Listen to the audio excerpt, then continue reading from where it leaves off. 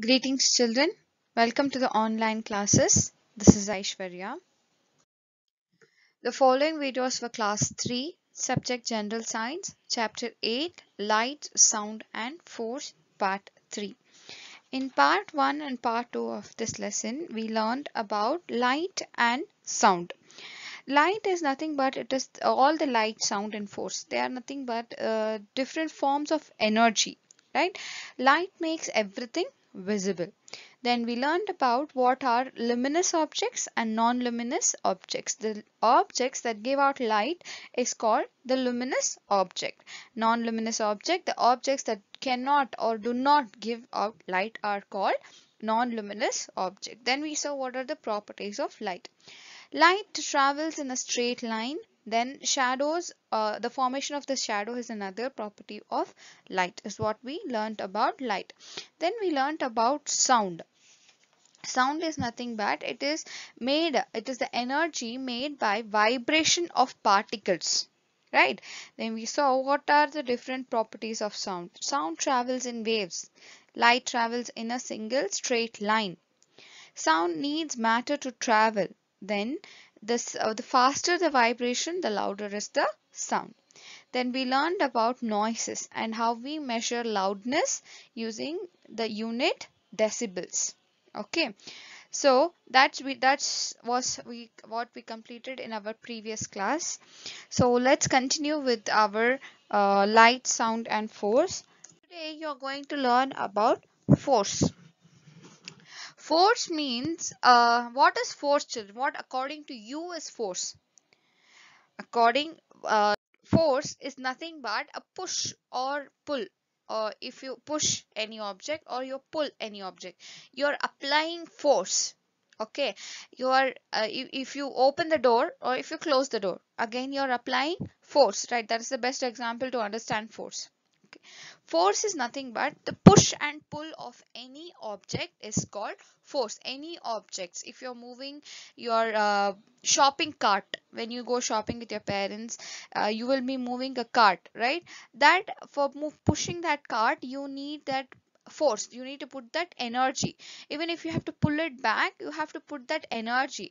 That form of energy is nothing but the force.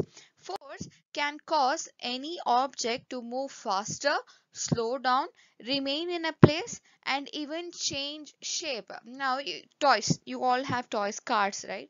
If you have to push the car, if you have to move the car, you can push it with your hand. I'm not talking about the remote cars or anything, but I'm talking about the other kind of the cars where you have to push it with your hands. Okay, so there, when you push, you're forcing it to move. When you pull, you're forcing it to come back. And if you take a paper, just a simple paper you take, and if you crush it, when you crush it, you're putting energy in your wrist. Okay, you're putting energy with your fingers and you're crushing the paper. That energy is called force, and that helps to change the shape of the paper. Okay, when you crush a paper, it changes the shape, isn't it? So these are the different forms of force. Force is nothing but pull and push of any object. So first we are going to learn what is push. Pushing force is the force when we make any object move away from us. When we make any object to move away from us. When you're pushing the cart in your shopping mall, or when you go shopping, grocery shopping or anything, when you go shopping, when you're pushing that cart, that push is nothing but the force. So here you can see a picture of a boy pushing a cart. Then a girl pushing the door. So these are the two different ways of pushing. This is not the only two different ways, children. There are many other ways also to push. When you push, that is nothing but you are applying force. Then next is the pull. Pulling force is the force when we move an object towards ourselves. When we move an object away from ourselves, that is pushing. When you move an object towards yourself, that is pulling. Here, pulling force is the force where we move an object towards ourselves. When you pull the door, when you're trying to open the door towards yourself, you're pulling the door, right? Then when you're pulling a cart, okay, pulling a cart, or when you're when you go shopping is the best example or easiest example I can give you. So when you go shopping and you're using the cart, you're pushing or you're pulling. So those two different forces are nothing but the different forms of force. Okay, when you push or when you pull, that is nothing but the force. Now we cannot see force, but we can see and feel its effects. So we cannot see force, how you are putting that energy to push or how you're putting that energy to pull. We cannot see that, but you can experience this, you can see it and you can feel its effects. So now we're going to learn the different properties of force. What are the different properties of force? Force can make an object move faster or slow down. Any object, if it has to move faster or if it has to slow down, uh, we have to apply force. Force can make an object change the direction. We'll see how it can be done. We can change the shape of an object by using force. So force can make an object move faster or slower. Now when we pedal faster, our cycle goes fast. When we apply brakes, it stops. When you pedal slowly, pedaling is the way you are putting the force. Okay, so there when you put the force, you can see that your cycle moves faster when you pedal faster. And when you apply brake, the your cycle stops. Understood? So that cycling is the best example for the property that force can make any object move faster or even slow down. That brake that you apply is also a kind of force. Okay, you're pulling that brake and your cycle stops or it slows down. So that pull and push, when you push the pedal and when you pull the brake, that is the different kinds of force. The property here is force can make an object move faster or even slow down. The second property is force can make an object change the direction. The best example is when you're playing tennis bat or when you're playing badminton.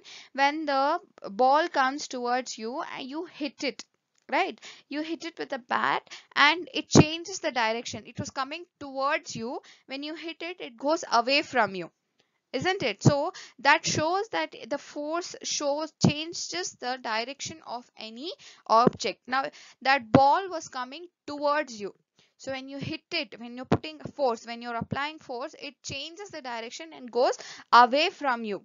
Even cricket, when you're playing cricket, the bowler balls and the um, batsman hits the ball. When he hits the ball, the direction of the ball changes. So that shows that the batsman is applying force to change the direction of that ball. Then the last property is we can change the shape of an object by using force. As I told you, when you can take a sheet of paper and crumble the paper. Crumble means crush it. The shape of the paper changes. When kneading dough or crumbling a piece of paper, we're changing the shape of the object. To make chapatis in your house, your mother has to knead the dough. Okay, the wheat flour has to be knead. So when she's doing that, she changes the shape of that flour. Okay, then after that she takes it and makes chapati. So there also again she's applying force and changing the shape of that dough, changing the shape of that kneaded dough. You are able to understand? Yes. So these are the three different properties of force, and this is about the force. So in the next class, we will be learning about friction and air resistance, water resistance, and gravity. This much we will cover in the next class. And I hope you're all safe. Stay at home, stay safe, take care of yourself. Keep learning, children. And if you are not able to remember what we has done in the previous class, please watch the previous videos. Okay. Thank you, children. Stay at home, stay safe. Keep learning.